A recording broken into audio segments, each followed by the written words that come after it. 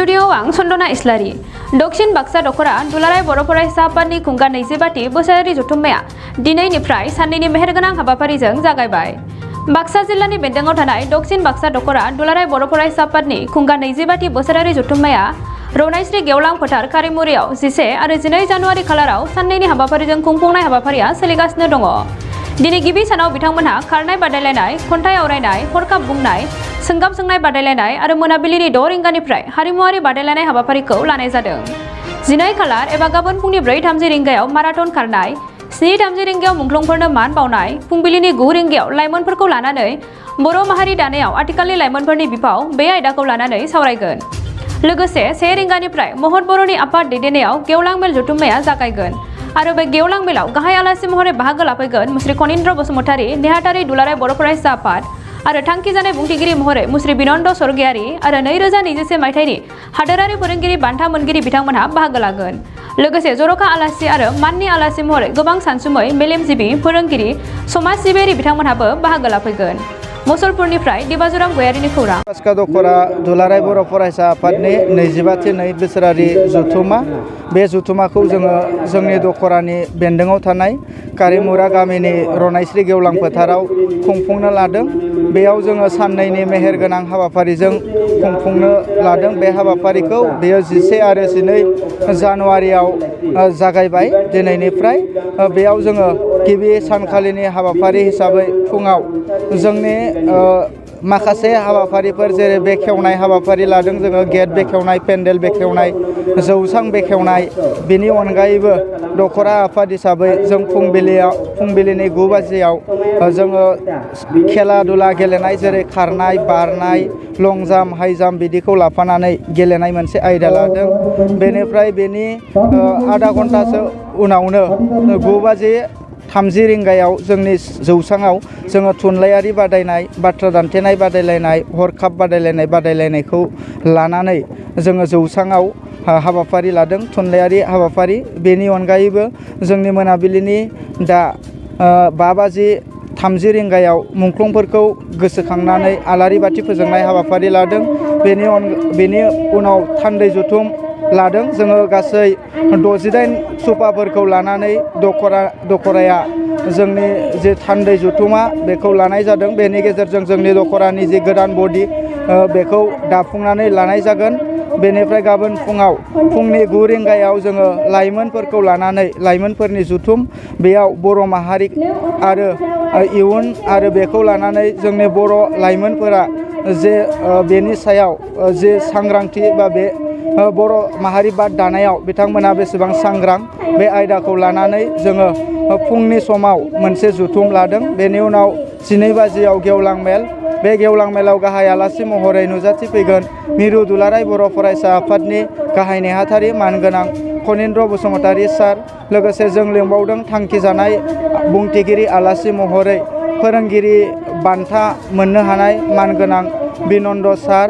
दा बिथांमोना जोंनि गाबोननि हाबाफारियाव बाहागो लानानै जोंनि हाबाफारिखौ गाजा गोमजायै जाफुंसार जाहोफैगोन। बेनि थाखायनो आं गासैबो रायजो राजा नोंथांमोनखौ लैहोर फैनानै जोंनि हाबाफारिखौ आबुङै जाफुंसार जाहोनो थाखाय गुरैयै खावलायहरनाय थाबाय। दक्षिण बाक्सा दखरा दुलाराय बर' फरायसा आफाद एबा दुलाराय बर' फरायसा आफादनि हाबाफारि लानायनि गेजेरजोंनो जोंनि दखरानिफ्राय आसामनि मादावनो मेट्रिक आनजाद होनानै टप 10 जि मासि बेनि जोबथि मासिखौ आवग्रिनो हादों। जोंनि दखरानि मानगोनां बिबुंसार बसुमतारीया आसामनि टप 10नि मादावनो लास्ट 10थि मासि आवग्रिनानै बुहुमनि मादावनो मुंदांखा जानो हादों बा जोंनि बर' समाजाव सासे बिदिन्थि महरै जानो हादों। बेयाव जों सानदों जोंनि दखरानि माखासे खामानि मावनाय, मिरु दुलाराय बर' फरायसा आफादनि माखासे खामानि मावनायनि जाहोनावनो बेफोर फिथाइया जादों। बेनो जोंनि फोरमान होयो। आरो बेनि अनगायैबो जोंनि दखरानि बेन्दोङाव थानाय चौधुरी तुब गामिनि 2017 मायथाइयाव लाइमोन बान्था मोननो हानाय मानगोनां बिजित बसुमतारी बिथाङाबो लाइमोन बान्थाखौ देरहासार जानो हादों। दक्षिण बाक्सा दखरा दुलाराय बर' फरायसा आफाद हिसाबै जों अरायबो फरायसाफोरनि जौगानाय, सोलोंथाइ बिथिङाव जौगानाय, बर' माहारिनि हारि दानाय, बिथांमोननि रांखान्थि जौगानाय, बिथांमोननि राजखान्थि मोनथाय बेफोरखौ लानानै दक्षिण बाक्सा दखरा दुलाराय बर' फरायसा आफाद हिसाबै हानायमानि खामानि मावबोगासिनो दङ। आरो इयुन समावबो जोङो दा जानो गोनां डेलिगेटनि गेजेरजों माखासे बिथांखि लानानै हयथ' जों बेखौ इयुनाव मावफुंनाय जागोन।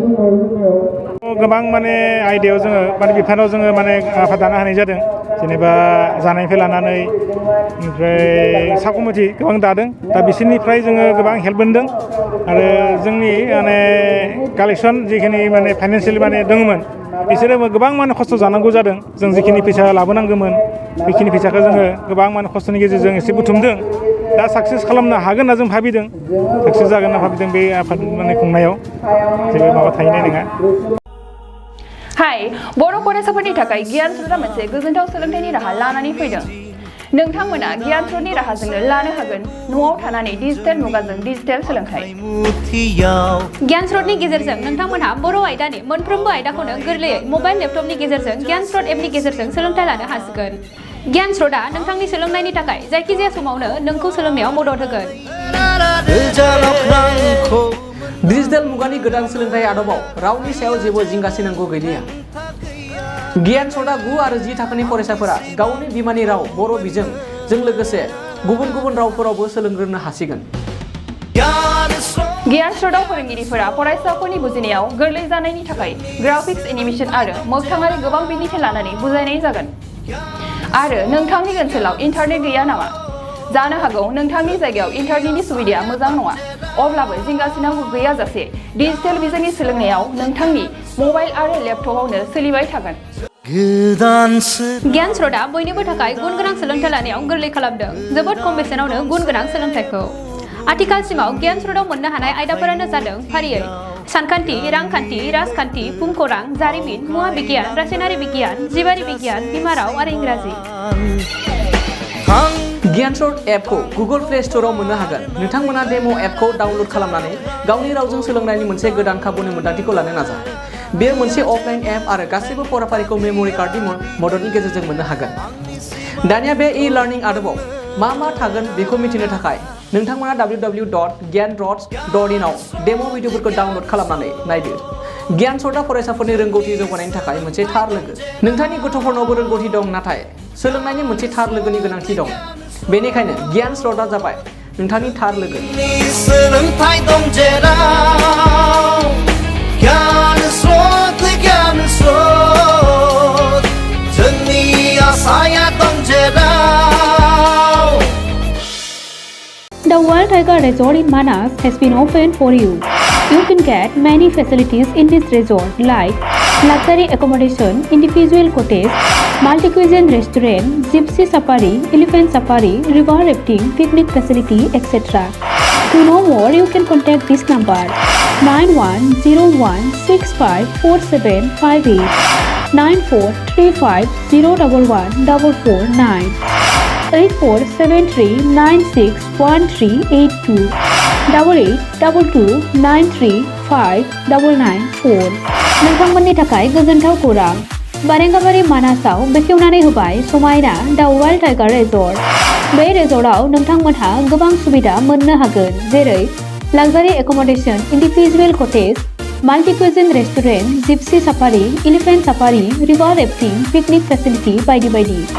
गोबां मोनथिनो थाखाय कन्टेक्ट खालामनो हागोन नैबे नम्बराव 9101654758 9435011449 8473961382 8822935994।